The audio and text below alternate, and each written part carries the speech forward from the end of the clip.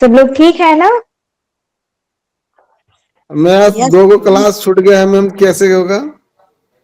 Class जो छूट गया वो तो नहीं होगा, फिर आपको रिकॉर्डिंग क्लास देखना पड़ेगा, यही होगा।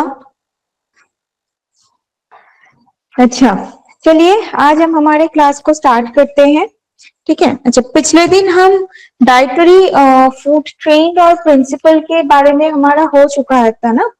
आप लोगों में से मुझे एक बार कंफर्म कर दीजिए कि हम सॉफ्ट डाइट, लिक्विड डाइट, ये चीज हमारा कंप्लीट हो गया था, मतलब ये चीज हम कवर किए थे, soft diet, liquid diet.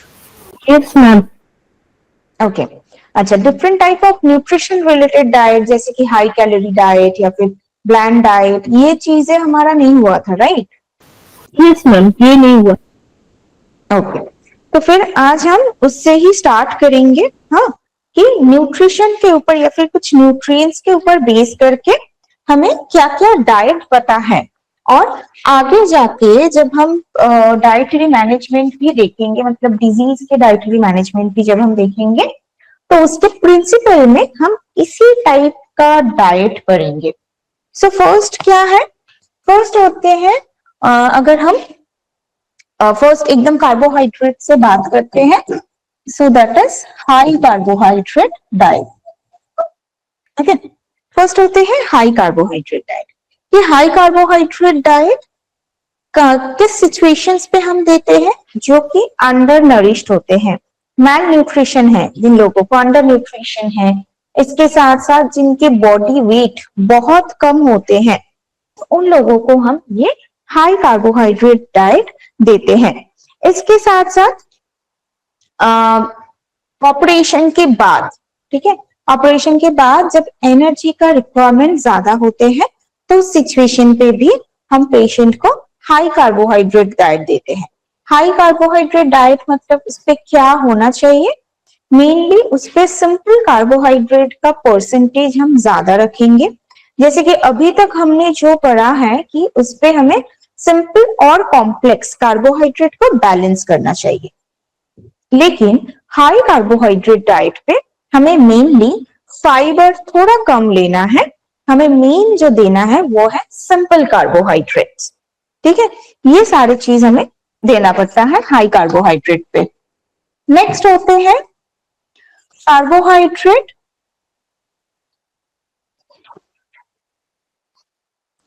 Restricted diet.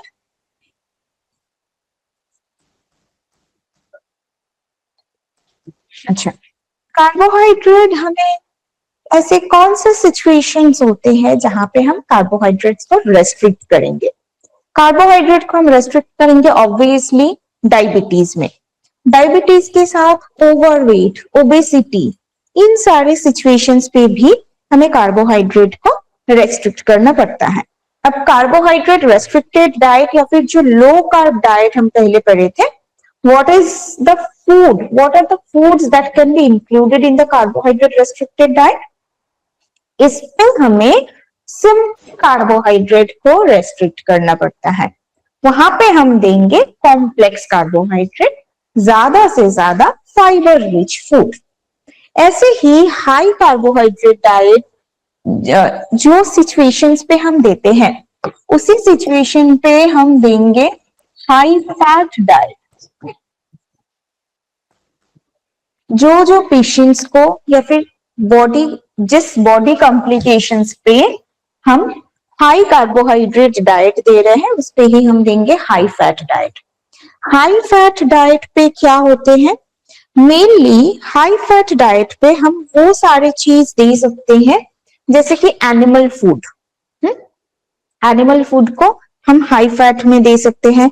हम उस पे जो गुड फैट्स होते हैं, प्लांट सोर्स में भी जो गुड फैट्स होते हैं, like olive oil, walnut, almonds, पिस्ता, या फिर बाकी जो सीड्स होते हैं जो कि बहुत अच्छा, उस पे ओमेगा 3, ओमेगा 6 फैटी एसिड्स रहते हैं, तो उसका परसेंटेज, उसके अमाउंट को हमें ज्यादा कर लेना चाहिए। कितना होना चाहिए?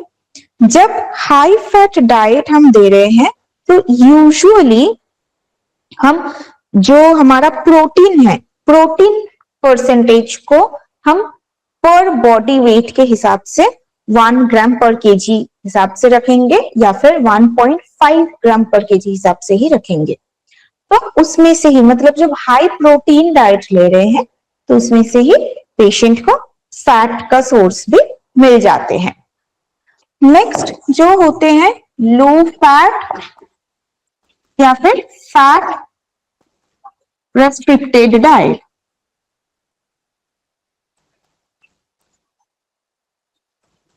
फैट रेस्ट्रिक्टेड डाइट भी हम उन्हीं पेशेंट को देंगे जिनको हम कार्बोहाइड्रेट रेस्ट्रिक्टेड डाइट दे रहे हैं।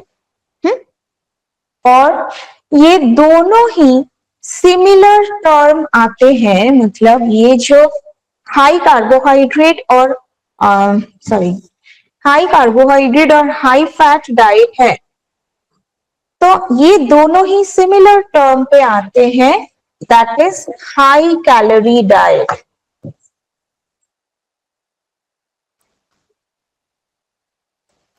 Okay, high calorie diet. और ये जो carbohydrate restricted diet and fat restricted diet ये आते हैं लो कैलोरी डाइट।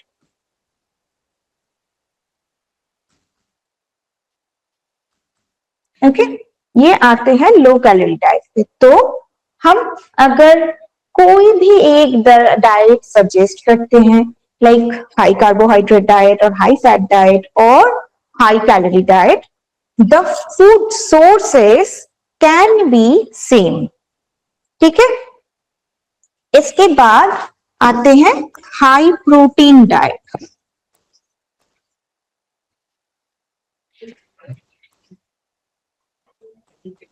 हाँ, हाई प्रोटीन डाइट हम किस सिचुएशंस पे देंगे? यूजुअली जो बर्न पेशेंट होते हैं, पूरा बॉडी जल गया है, उस सिचुएशन पे हमें जरूर हाई प्रोटीन डाइट देना है, क्योंकि प्रोटीन का मतलब ही होते हैं सेल को रिजुविनेट करना। तो बर्न हो गया है मतलब वहां पे सेल पूरा डैमेज हो चुका है, तो सिचुएशन पे हमें हाई प्रोटीन डाइट देना पड़ेगा। सिर्फ बर्न पेशेंट के लिए नहीं, कहीं पर अगर इंजरी होते हैं, ब्लड लॉस बहुत ज्यादा हो गया है, या फिर ऑपरेशन के बाद भी सर्जरी होते हैं, मतलब जिस जगह पे जिस एरिया पे सर्जरी हो रहा है तो उस एरिया का भी सेल डैमेज हो चुका है, तो उसके लिए भी हमें हाई प्रोटीन डाइट को लेना है। इसके साथ जो ग्रोइंग चिल्ड्रन होते हैं, उनके ग्रोथ एंड डेवलपमेंट के लिए भी हमें हाई प्रोटीन डाइट देना है। कि हाई प्रोटीन हम कितना दे सकते हैं?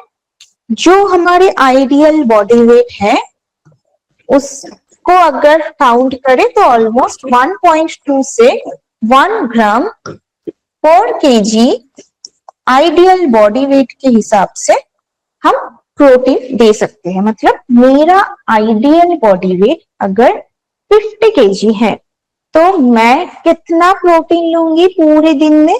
50 मल्टीप्लाइड बाय 1.2 और 1.5। okay, so it can be 60 to 75 grams of protein throughout the day if I'm weighing 50 kg, if my ideal body weight is 50 kg। ठीक है, तो इतना ज्यादा प्रोटीन हम दे सकते हैं, जहां में हमें पता है कि नॉर्मल जो प्रोटीन रिक्वायरमेंट्स होते हैं दैट इज ओनली 1 ग्राम पर KG body weight, ideal body weight. High protein पे हमें इस परसेंटेज को थोड़ा ज्यादा कर देना होता है। हाई प्रोटीन में हम क्या क्या रख सकते हैं? हाई प्रोटीन में हम बहुत सारे पल्सेस रख सकते हैं, स्प्राउट्स रख सकते हैं, हम होल ग्रेन सीरियल्स हम रखेंगे। इसके साथ जो भी एनिमल फूड लेते हैं तो उनको एनिमल फूड भी हम सजेस्ट कर सकते हैं। एनिमल फूड में अगर एनिमल फूड लेना ही है तो सबसे अच्छा ऑप्शन होते हैं बॉइल्ड एग, वही सबसे अच्छा ऑप्शन होते हैं एनिमल प्रोटीन में। ठीक है, नेक्स्ट हम बात करेंगे protein restricted diet.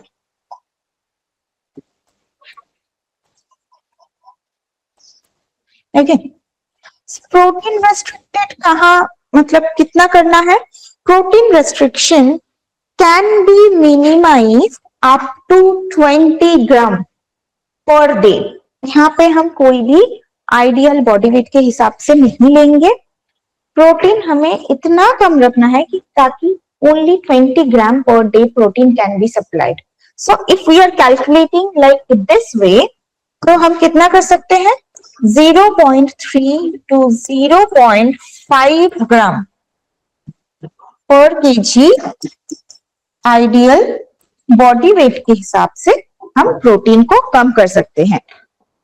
Protein restriction हम किस पे करेंगे, जिन लोगों को भी हेपेटिक कोमा है, मतलब प्रोटीन के एक्सेस कंजम्पशन पे जो हम पढ़े थे, अगर प्रोटीन ज्यादा हो जाए, अगर वो डाइजेस्ट नहीं होते हैं, तो वो हमारे लीवर को अफेक्ट करते हैं।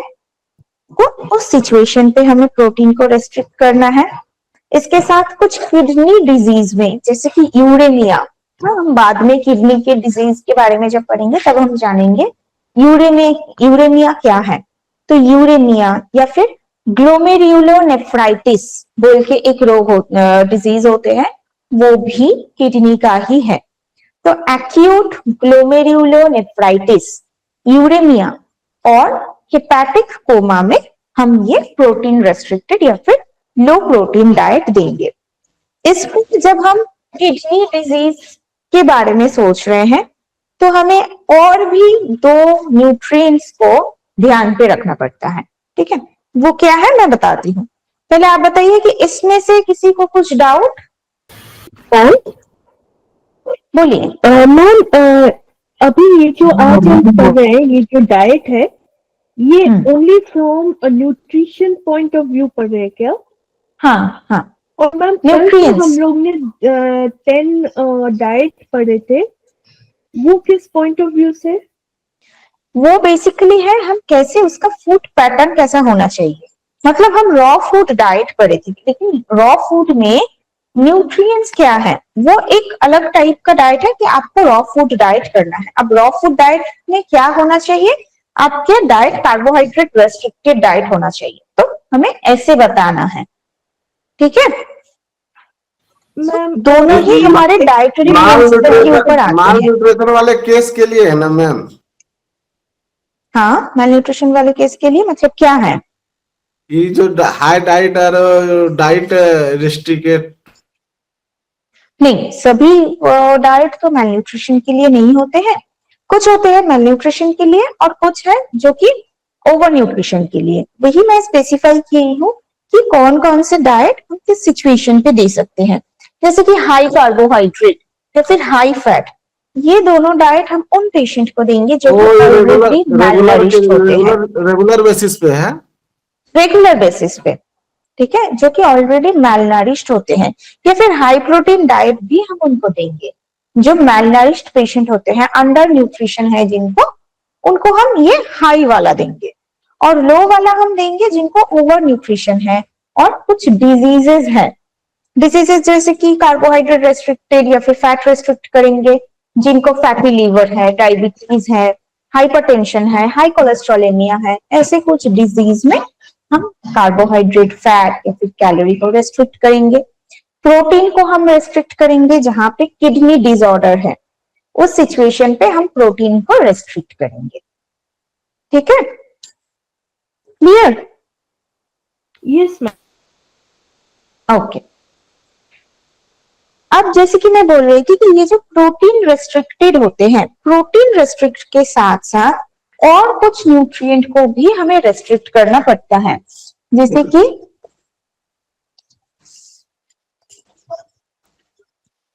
पोटेशियम रेस्ट्रिक्टेड डाइट,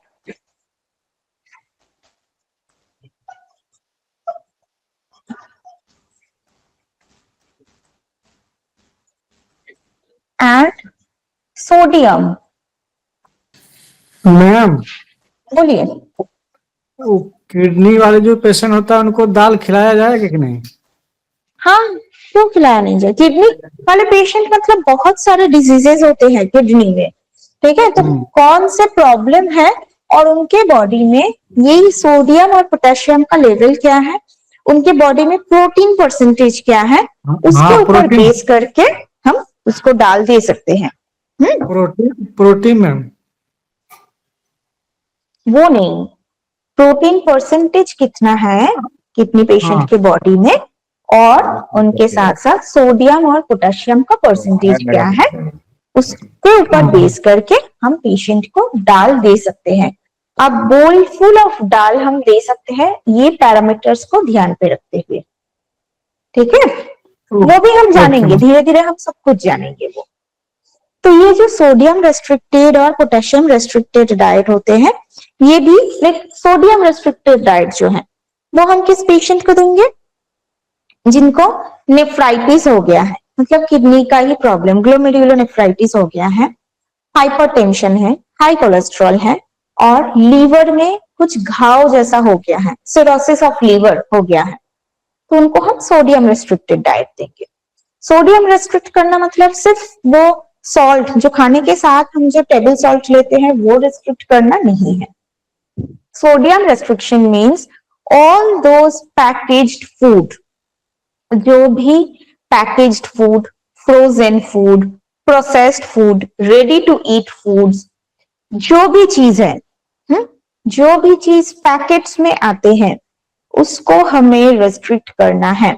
इसके साथ नमकीन वगैरह, भुजिया, जो भी चीज आते हैं उसको भी रेस्ट्रिक्ट करना पड़ता है, ठीक है।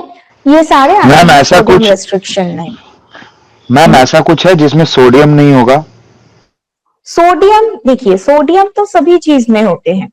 अगर जो हम फ्रूट्स वेजिटेबल्स ले रहे हैं उस पे भी सोडियम है, और जो हम बाहर से जो पैकेज्ड फूड ले रहे हैं उस पे भी सोडियम रहते हैं। तो sodium is the normal component. हमें रेस्ट्रिक्ट करना है, मतलब जो एक्स्ट्रा सोडियम इनटेक हम कर रहे हैं उसको हमें नहीं लेना है। इसीलिए जब हम कुछ पैकेज्ड फूड लेंगे उसके बाहर में उसका जो पैकेज का जो लेवल आते हैं, लेवल पे भी हम दे सकते हैं कि उस पे क्या है। लाइक ट्राइसोडियम फॉस्फेट नाम के एक कंपोनेंट आते हैं, दैट इज द एडिटिव्स, कि उस फूड में ही वो है। तो हमें पहले वो चेक कर लेना है, जो भी फूड हम ले रहे हैं पैकेज के जो लेवल है, लेवल पे हमें चेक करना है कि ऐसे सोडियम या फिर पोटेशियम रिलेटेड कुछ कंपोनेंट है कि नहीं। मैक्सिमम सोडियम जिसपे एडेड किया जाते हैं वो चीज हमें नहीं लेना है, जैसे कि कोई भी अचार, पिकल जो होते हैं, या फिर पापड़ होते हैं, और बाकी जो सारे पैकेज्ड फूड, कैन फूड जो होते हैं उस पे सोडियम ज्यादा दिया जाते हैं ताकि उसका शेल्फ लाइफ जो है वो इंक्रीज हो पाए। तो उसको हमें रेस्ट्रिक्ट करना है, उसको हमें कंप्लीटली अवॉइड करना पड़ेगा, ठीक है। और पोटेशियम रेस्ट्रिक्टेड डाइट भी हम किडनी पेशेंट को ही देंगे। पोटेशियम रेस्ट्रिक्ट में भी हमें हमारा जो नॉर्मल, जैसे कि प्रोटीन रेस्ट्रिक्ट किए थे, तो प्रोटीन रेस्ट्रिक्शन के साथ साथ पोटेशियम भी हमें रेस्ट्रिक्ट करना है।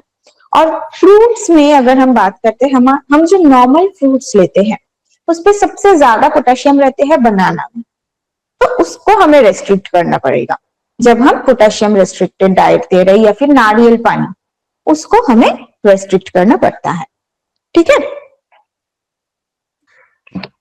नेक्स्ट जो टाइप ऑफ डाइट आते हैं, हाँ बोलिए।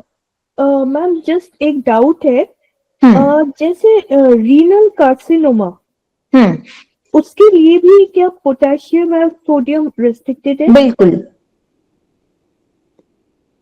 मैम रीजन क्या है? वो मैं बस शॉर्ट में बोल देती हूँ। किडनी का फंक्शंस होते हैं हमारे बॉडी को फ्लश आउट करना, हमारे बॉडी को टॉक्सिन्स को निकाल देना। तो सोडियम और पोटेशियम भी जो एक्सेस आते हैं वो हमारे बॉडी से निकल जाते हैं। जब उस पे कार्सिनोमा हो जाते हैं, मतलब किडनी का जो सेल है वो प्रॉपरली काम नहीं करेगा, किडनी के फंक्शन पे वो इफेक्ट आएगा। ऑटोमेटिकली हमारे बॉडी में सोडियम और पोटेशियम रिटेंशन होगा, जिसकी वजह से ईडिमा देखा जाएगा।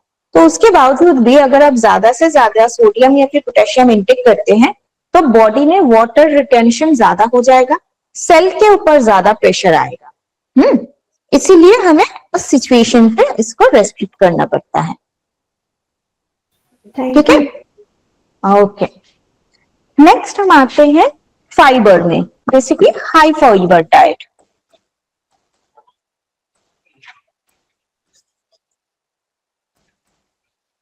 High fibre diet and then the low fibre diet.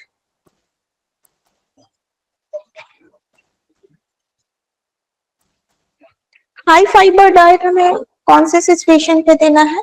Overweight, obesity, diabetes, fatty liver, then constipation, इन सारे चीजों में हमें हाई फाइबर डाइट देना है। हाई फाइबर डाइट का मतलब ही होते हैं जहां पे हम रॉ फूड के ऊपर ज्यादा से ज्यादा फोकस करेंगे, लीफी वेजिटेबल्स के ऊपर फोकस करेंगे, फ्रूट्स के ऊपर फोकस करेंगे, ऐसे फ्रूट्स जो कि हमें छिलका निकालना नहीं है, विथ पील हम उसको ले सकते हैं, ऐसे फ्रूट्स के ऊपर हम ज्यादा फोकस करेंगे। एंड लो फाइबर डाइट हमें देना है जिनको बहुत ज्यादा एसिडिटी का प्रॉब्लम है, ब्लोटिंग बहुत ज्यादा हो रहा है, गैस ब्लोटिंग ये ज्यादा हो रहा है, डायरिया या फिर उनको डिजेंट्री हो गया है, मतलब डायरिया के साथ साथ मतलब स्टूल के साथ साथ ब्लड भी रिलीज होते हैं, तो उस सिचुएशंस पे हमें ये लो फाइबर डाइट को देना पड़ता है।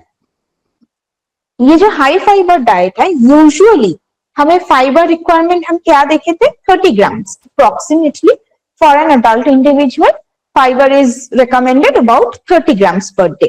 तो हाई फाइबर डाइट देना है मतलब हमें मिनिमम 40 ग्राम पर डे फाइबर सप्लाई करना है, ठीक है।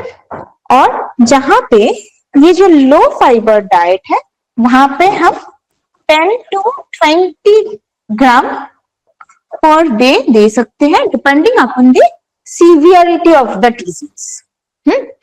अगर बहुत ज्यादा डायरिया की प्रॉब्लम है तो हम फाइबर बिल्कुल भी नहीं देंगे, खाने से थोड़ा बहुत जितना भी आते हैं बस उतना ही काफी होते हैं। ओके, नेक्स्ट आते हैं ब्लैंड डाइट।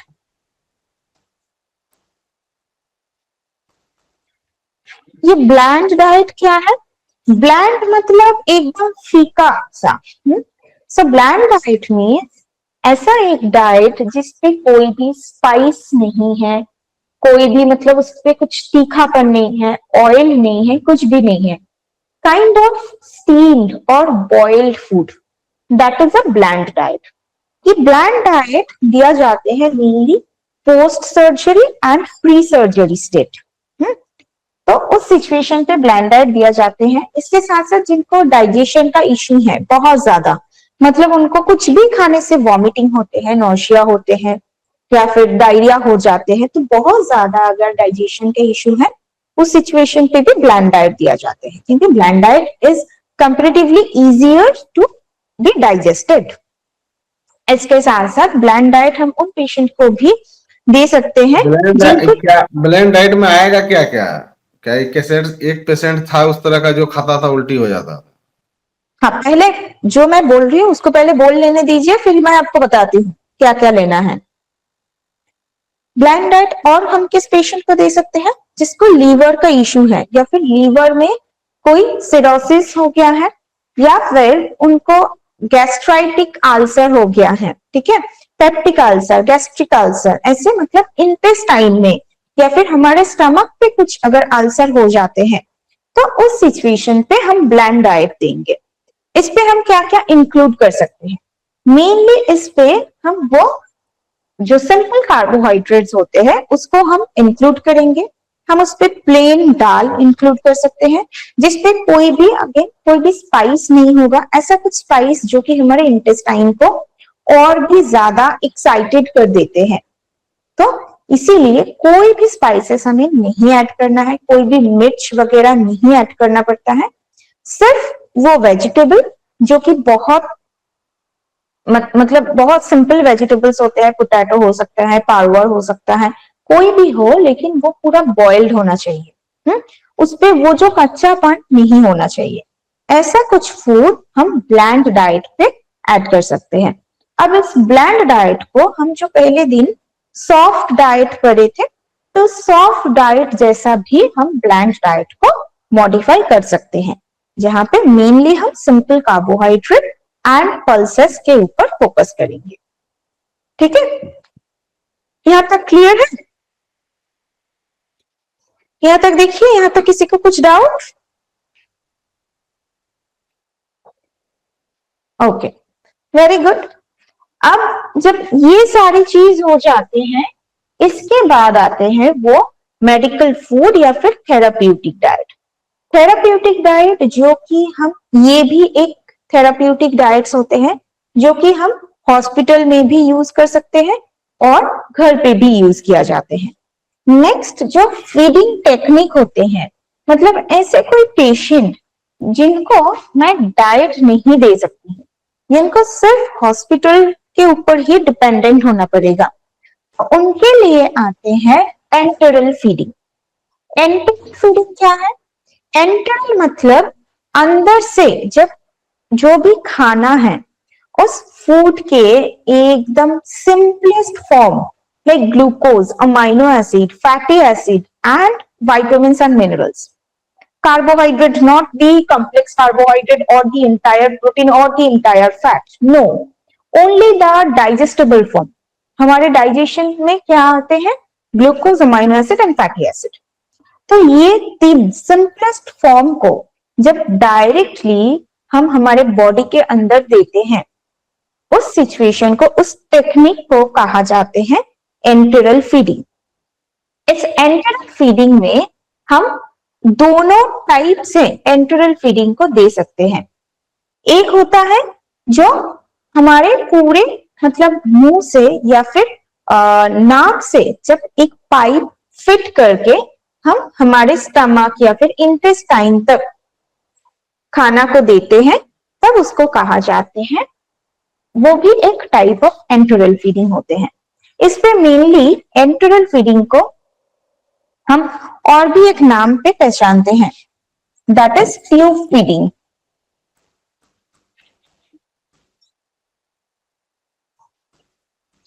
ठीक है, ट्यूब फीडिंग होते हैं।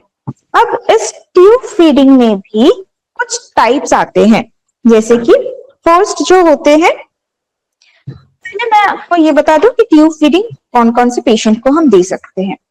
ट्यूब फीडिंग हम देंगे ऐसे पेशेंट को जो कि मुंह से डायरेक्टली खाना अच्छे से चबा के नहीं खा पाएंगे, एकदम छोटे बच्चों के लिए जिनको कोई प्रॉब्लम हो गया है, या फिर ऐसे कोई नॉर्मल एडल्ट लोग जिनको मुंह पे कोई अल्सर, कैंसर ऐसे कुछ हो गया है, या फिर उनके मुंह पे कोई सर्जरी हुआ है, या फिर एक्सीडेंट के बाद उनका मतलब ये जो स्ट्रक्चर है ये पूरा एबनॉर्मल टाइप का हो गया है, या फिर उनको वो कैपेसिटी नहीं है कि कुछ सॉलिड फूड, हार्ड फूड को वो अच्छे से चबा के खाएंगे। उस सिचुएशन पे हम ट्यूब फीडिंग दे सकते हैं। नेक्स्ट क्या है कि अगर पेशेंट को सेंस नहीं है, वो बिल्कुल भी अनकॉन्शियस रहते हैं, तो उस सिचुएशन पे भी हम पेशेंट को ये ट्यूब फीडिंग देते हैं। ट्यूब फीडिंग में कैसे ट्यूब फीडिंग होते हैं?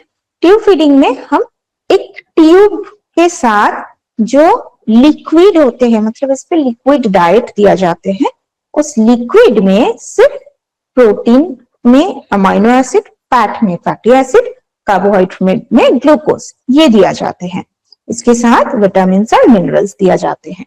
ठीक है, इस पे 4 टाइप होते हैं।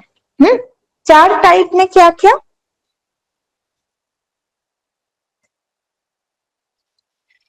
ये जो फोटो हम देख रहे हैं, ठीक है, इस फोटो में अच्छे से देखिए, हमारे ट्यूब फीडिंग को एंटर करने के लिए 2 पैसेज आते हैं, एक इधर हमारे माउथ कैविटी से और हमारे नॉस्ट्रिल मतलब नाक से। तो ऐसा ट्यूब जो कि हमारे नाक से जाते हैं उसको हम नैसो कहते हैं। नैसो, नाक से जो ट्यूब आके डायरेक्टली हमारे स्टमक तक आते हैं, ठीक है, उस ट्यूब को कहा जाते हैं नैसोगैस्ट्रिक। नाक से जब स्टमक तक आते हैं that is known as nasogastric. Naso means nostril, gastric means stomach. तो नाक से अगर स्टमक तक आएगा तो that is known as nasogastric tube feeding. अगर वो नाक से एंटर करके हमारे इंटेस्टाइन पर आते हैं, स्मॉल इंटेस्टाइन तक आते हैं, तो उसको हम कहते हैं नैसोएंट्रिक। एंट्रिक मीन्स इंटेस्टाइन, सो नैसोएंट्रिक। अब इंटेस्टाइन में भी 2 पार्ट रहते हैं, यूजुअली इंटेस्टाइन पे 3 पार्ट्स रहते हैं, डिओडिनम, इलियम एंड जेजुनम। तो अगर जो ट्यूब हमारे नाक से एंटर करके इंटेस्टाइन के एकदम फर्स्ट पार्ट तक एंटर होते हैं, डिओडिनम तक, उसको कहा जाते हैं नासोडियोडिनल। डिओडिनम तक आते हैं, इसीलिए उसका नाम है डिओडिनल, नासोडियोडिनल। अगर वो सेकंड पार्ट मतलब जेजुनम तक आते हैं तो उसको कहा जाते हैं जेजुनल, नासोजेजुनल। ओके, ये हो गया नॉस्ट्रिल से एंटर करते हुए जो ट्यूब्स आते हैं। इसके साथ अगर मुंह से ट्यूब एंटर किया जाते हैं, सो ओरल कैविटी से आते हैं ओरो, नाम यहां पे मैं लिख देती हूं। अगर नॉस्ट्रिल से आते हैं, so this is known as naso. अगर ओरल कैविटी से आते हैं, दिस इज नोन एज ओरो। तो ओरल कैविटी से ट्यूब एंटर किया मतलब ओरो, एंटर करके कहां तक आया, स्टमक तक आया। So this will be known as orogastric, since stomach is gastric, so orogastric tube feeding. अगर वो डिओडिनम तक आते हैं, this is known as oroduodenal. अगर वो जेजुनल तक आते हैं तो उसका नाम होगा ओरोजेजुनल ट्यूब फीडिंग। ठीक है, यहां तक क्लियर है? यहां तक क्लियर है? यहां तक किसी को कुछ भी डाउट? Okay, very good. पहले डिओडिनम में आएगा।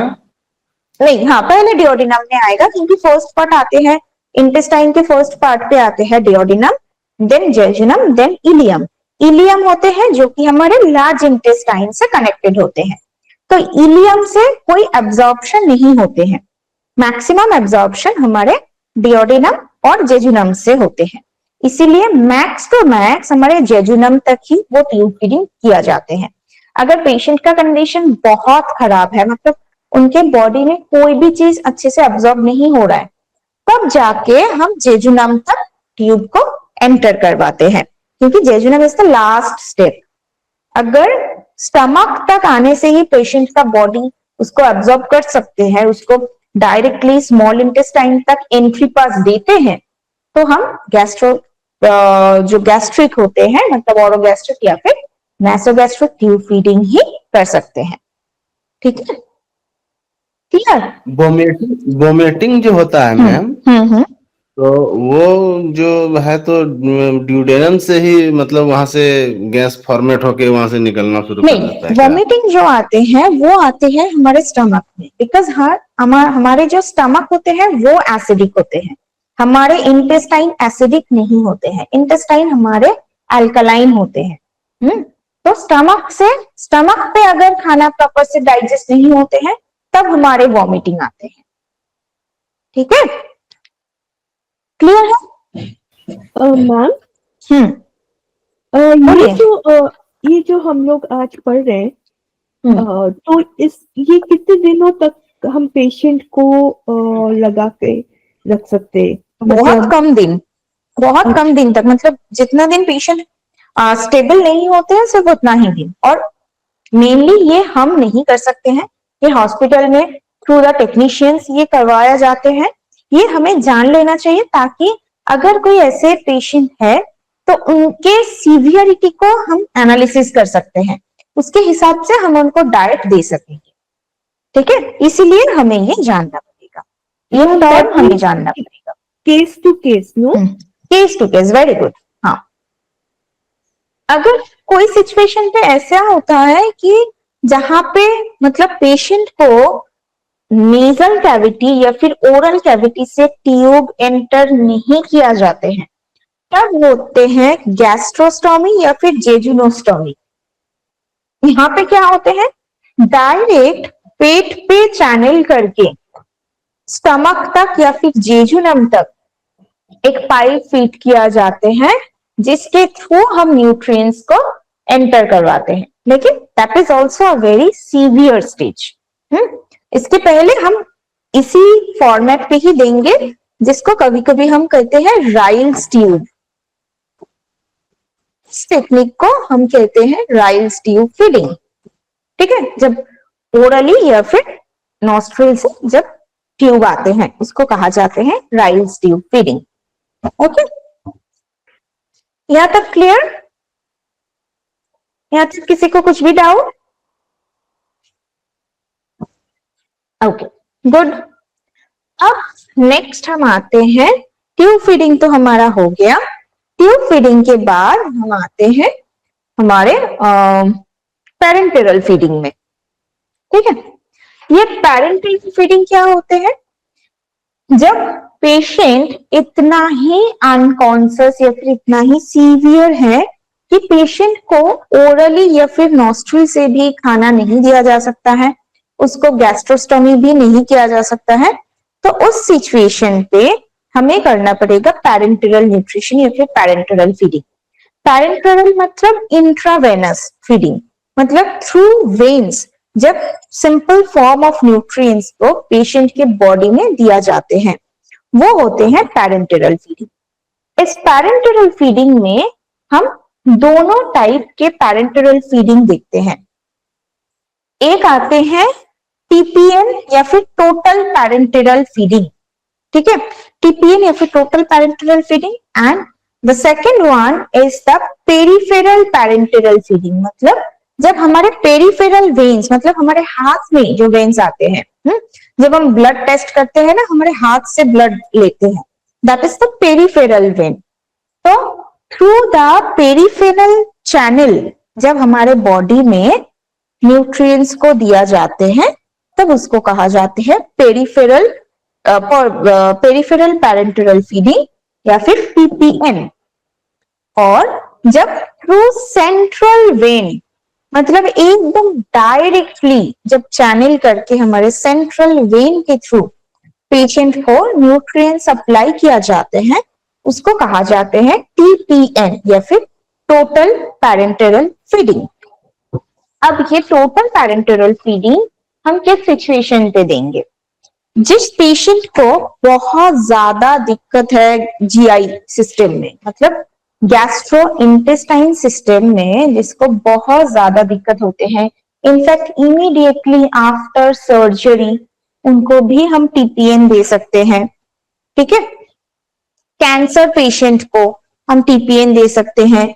अगर पेशेंट बहुत ज्यादा, मतलब उनको अगर बर्न हो चुका है, पूरा बर्न हो चुका है, तो उस पेशेंट को ना वो बहुत ज्यादा इन्फेक्शन प्रोन हो जाते हैं पेशेंट, तो उनको हम नाक से या फिर मुंह से ऐसे पाइप फिट करके पेशेंट को न्यूट्रिएंट नहीं भेज सकते हैं, क्योंकि उनके बॉडी वो कैपेसिटी नहीं है कि एक ट्यूब उनके बॉडी के अंदर से जाएगा, क्योंकि ऑलरेडी उनके बॉडी में जो भी सेल्स है वो डैमेज हो चुका है, उस पर इंफेक्शन और चांसेस ज्यादा रहता है।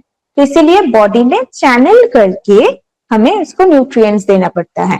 That is the parenteral feeding, that is the total parenteral feeding. ठीक है, इसके साथ साथ अगर पेशेंट को ऐसा होता है कि उसको मतलब जो एंटरल फीडिंग होते हैं, मतलब नाक से या फिर मुंह से पाइप फिट करने में दिक्कत आते हैं, उसको भी हम ऐसे चैनल करके टीपीएन या फिर जो पीपीएन होते हैं वो दे सकते हैं। टीपीएन या फिर पीपीएन में हम क्या क्या देते हैं, यहाँ पे कुछ न्यूट्रिएंट्स के ऊपर हमें एक्स्ट्रा फोकस करना पड़ता है।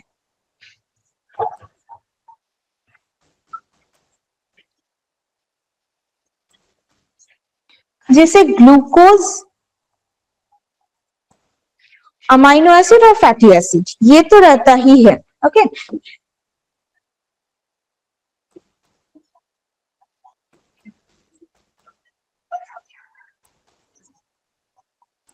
इसके साथ साथ कुछ विटामिन और मिनरल्स के ऊपर हम फोकस करेंगे, like folic acid,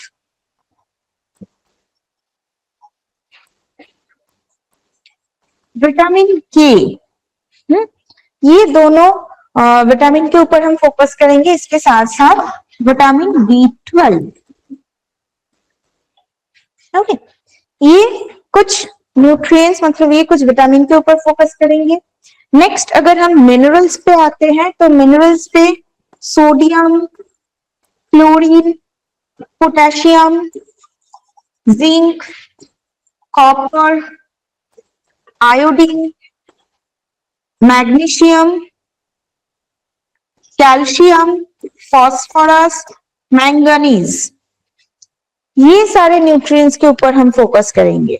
it means sodium, chlorine, potassium, calcium, phosphorus, magnesium, all the macro elements along with some trace elements like zinc, copper, iodine and magnesium and manganese.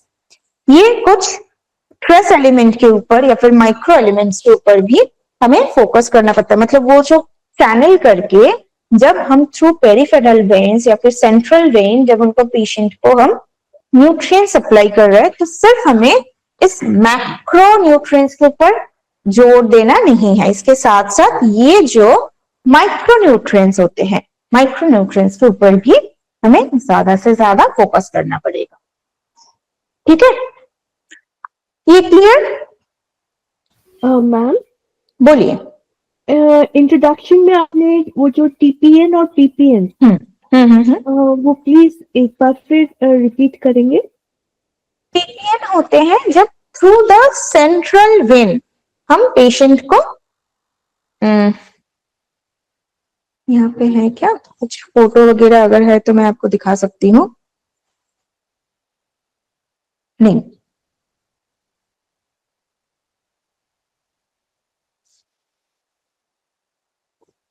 यहाँ से saline जो करते हैं वही कहते हैं।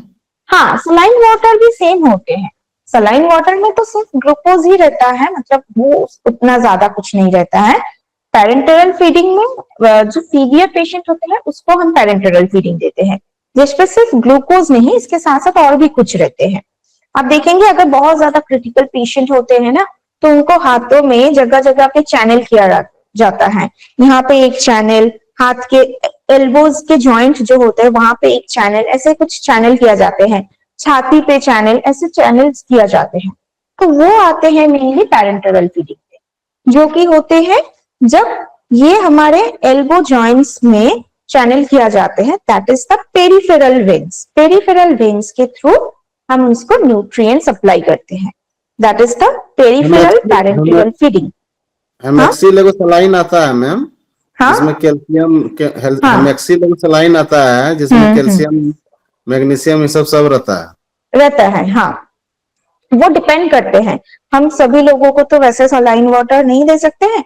मेनली सलाइन वाटर में glucose और उसके साथ इलेक्ट्रोलाइट्स होते हैं, like sodium, potassium and chloride, ये रहता है। इसके साथ पेशेंट टू पेशेंट वैरी करते हैं कि हम उनको कैसे न्यूट्रिएंट सप्लाई करेंगे।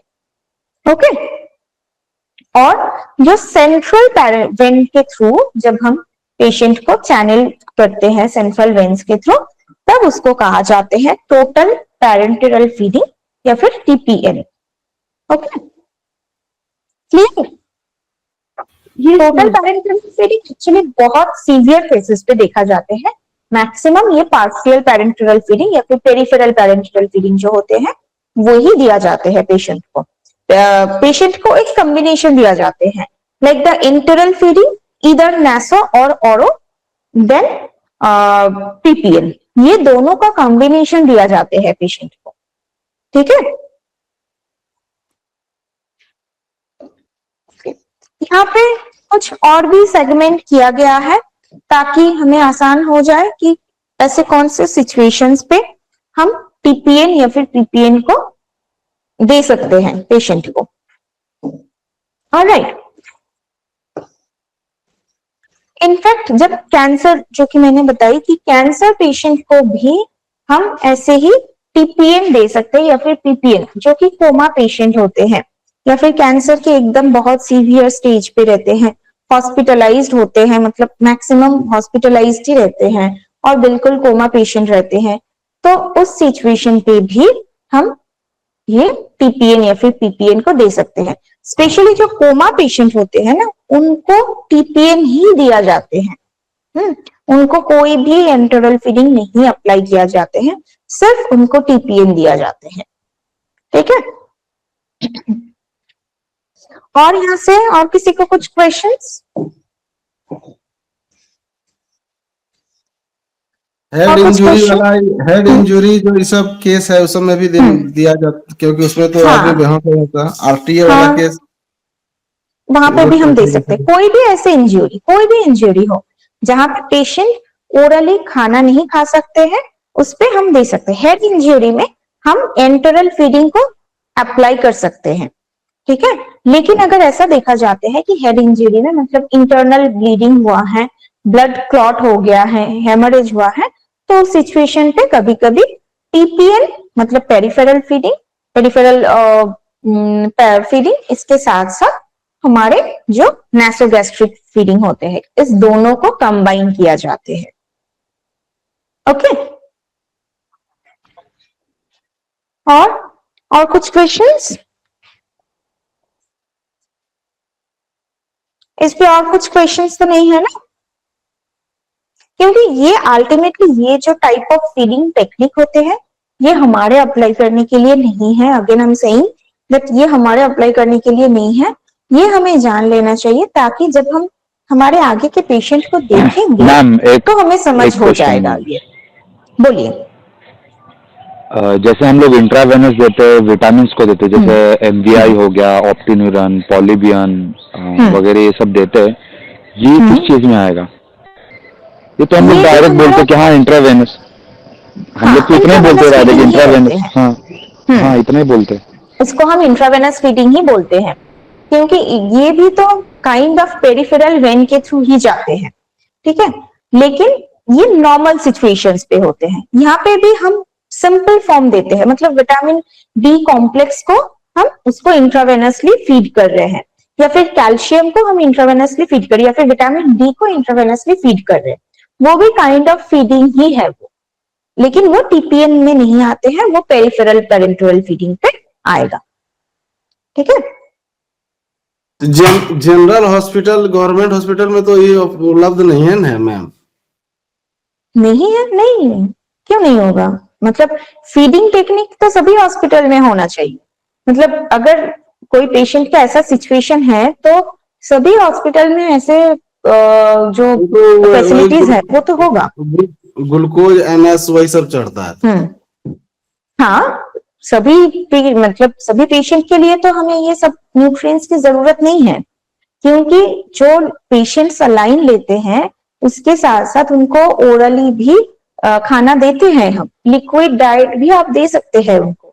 अगर कोई पेशेंट ऐसा है कि जो भी बिल्कुल भी अनकॉन्शियस है, वो कुछ भी खाना नहीं खा सकते, ओरली बिल्कुल भी फीड नहीं कर सकते हैं, तब जाके हम उनको ये पैरेंटरल फीडिंग को इंक्लूड करेंगे, या फिर एंटरल फीडिंग मतलब ट्यूब के साथ ट्यूब फीडिंग को हम उसको अप्लाई करेंगे। अदरवाइज हमें नहीं करना है पूरा। जितना हो सके हम बोल रही हूँ, जितना हो सके हम नेचुरल वे में पेशेंट को खाना देंगे, ताकि बॉडी में जो एंजाइम सिक्रीशन है वो नॉर्मलाइज हो पाए। क्योंकि जब आप सिंपल फॉर्म पे उनको खाना देते हो तो बॉडी में एंजाइम का कोई काम नहीं रहता है, उसको डाइजेस्ट करने के लिए एंजाइम सिक्रीशन नहीं होते हैं, तो बॉडी का जो सेंसेस होते हैं ना वो धीरे धीरे कम हो जाते हैं। इसीलिए जो कि मैंने बताया कि सर्जरी के बाद हमें ब्लैंड डाइट देना है। क्यों देना है? क्योंकि सर्जरी के इमीडिएटली बाद आप उनको ट्यूब फीडिंग दे रहे हो या फिर पैरेंटरल फीडिंग दे रहे हो, मतलब उस सिचुएशन पे बॉडी सेंस नहीं कर पा रहे हैं। उसके तुरंत बाद अगर आप नॉर्मल डाइट देते हो तो डाइजेशन में प्रॉब्लम आएगा। इसलिए हमें ऐसा ही फूड, ऐसा ही डाइट उनको देना है जो कि आसानी से डाइजेस्ट हो जाएगा। उस पे सबसे आसान फूड ऑप्शन होते हैं कार्बोहाइड्रेट, सिंपल कार्बोहाइड्रेट। इसीलिए हम ब्लैंड डाइट को सजेस्ट करेंगे। ओके, हाँ बोलिए, कुछ बोल रहे थे कुछ? मैम समझिए किसी को प्रोस्टेटिक प्रॉब्लम है, मेंस प्रॉब्लम, प्रोस्टेटिक प्रॉब्लम है, उसको मैंने यूरिनएक्स डी दे रखा है, एल्कलाइजर दे रखा है, टम्सोलिन दे रखा है, एसिटोमोनोफेन दे रखा है, नीरी किडनी फिल्टर वाला एक सिरप आता है वो दे रखा है। सब कुछ देने के बाद भी रिलीफ नहीं मिल रहा उसको।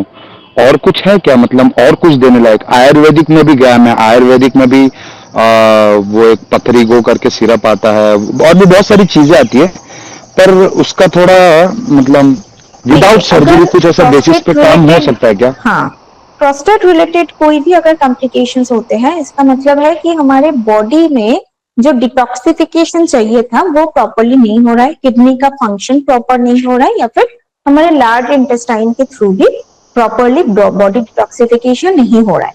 एग्जैक्टली, हमें मेनली खाना जो देना है वो होगा रॉ फूड और ज्यादा से ज्यादा हाई फाइबर। जब हम हाई फाइबर देंगे बॉडी से, जब ये जो वेस्ट मटेरियल्स होते हैं वो जब बॉडी से वॉश आउट हो जाएगा तो धीरे धीरे करके हम उनको नॉर्मलाइज कर सकते हैं। और आपने जो मेडिकल टर्म बंदा रोज वो बनाना काट के उसका वो पेड़ काट के उसके अंदर का वाटर, नारियल पानी वगैरह वगैरह वगैरह, मतलब जो वाटर कंजम्पशन है ना, ऐसा करने से नहीं होता है। वाटर कंजम्पशन मतलब नॉर्मल वाटर है, नारियल पानी या फिर बनाना स्टेम, ऐसा कुछ नहीं है। Normal water consumption and fruits vegetables, इसके ऊपर ज्यादा फोकस करना पड़ेगा। ठीक है, जब ये फोकस आएगा तभी बॉडी डिटॉक्सिफिकेशन होगा। ज्यादा से ज्यादा न्यूट्रिएंट्स की जरूरत नहीं है।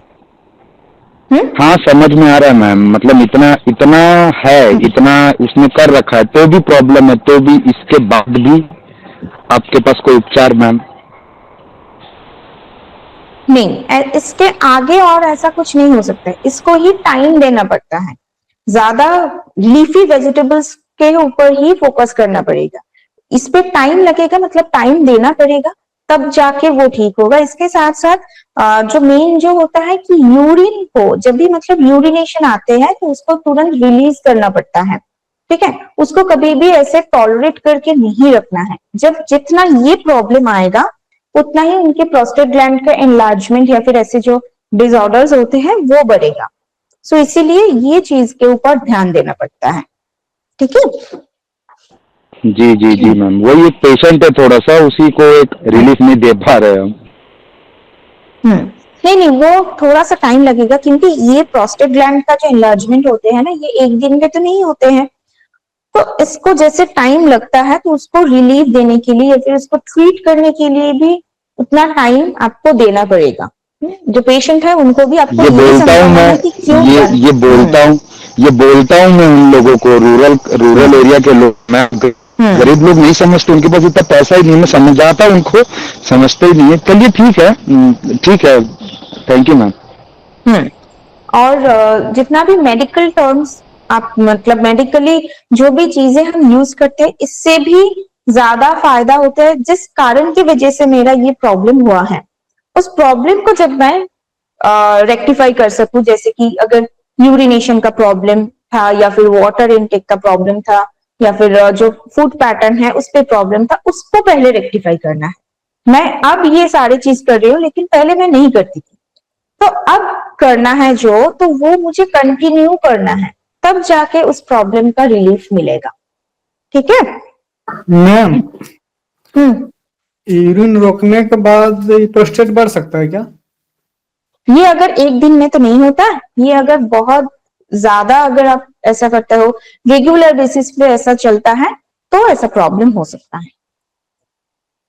ओके मैम, ओके ठीक है, चलिए फिर हमारा ये जो ये टॉपिक है ये यहाँ तक ही खत्म हो गया। ठीक है, नेक्स्ट क्लास पे फिर हम और भी जो डिजीज मैनेजमेंट या फिर मेटाबॉलिक सिंड्रोम जो है इसके बारे में फिर हम डिस्कस करेंगे। Okay, thank you everyone. तो आज तो आप लोगों का प्रोफेशनल स्किल डेवलपमेंट का क्लास है 4:15 में से, तो उसके बाद आप लोगों का वो क्लास भी स्टार्ट होगा इसके बाद। ठीक है, थैंक यू एवरीवन।